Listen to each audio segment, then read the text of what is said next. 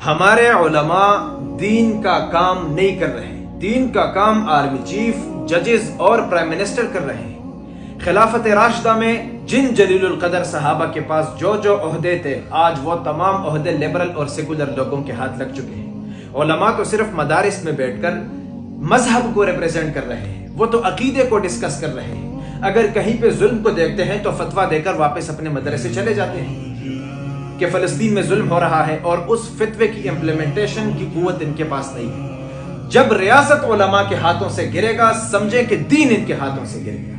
یہ والا فتوہ تو یورپ کے چرچ میں بیٹھنے والی پادری نے بھی دیا، عقیدہ تو انڈیا کے مندر میں بیٹھنے والا پنڈت بھی ڈسکس کر رہا ہے۔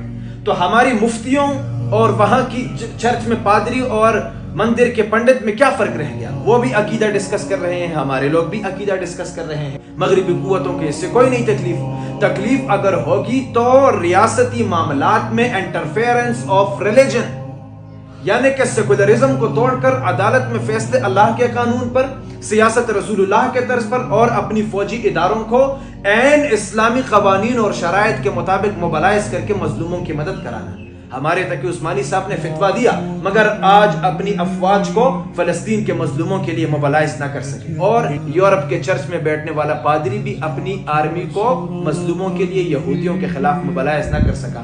تو وہاں اس پادری کے ہاں اور ہمارے اس بڑے مفتی کے ہاں فرق کیا رہ گیا؟ اور گلے شکوے کیا کرتے ہیں کہ ہمارے عوام نے، لوگوں نے ہمیں ان پوسٹ تک پہنچایا نہیں۔ تو میں سوال پوچھنا چاہتا ہوں، سعد بن ابی وقاص رضی اللہ عنہ کو فاتح ایران کہا جاتا ہے، اور وہ ایران کے گورنر بنے، تو کیا ایرانی لوگوں نے ان کو گورنر بنایا یا خود فتح حاصل کر کے گورنر بنے؟ آپ نے یہ والا کنسپٹ کہاں سے لایا ہے کہ اگر لوگ ہمیں آنے دیں گے تو ہم پوسٹ سنبھالیں گے، لوگ نہیں آنے دیں گے تو بس ہمارا کام مکمل، ڈیوٹی ختم، مسجد میں بیٹھ کے 2 رکعت پڑھ کے سو جاؤ؟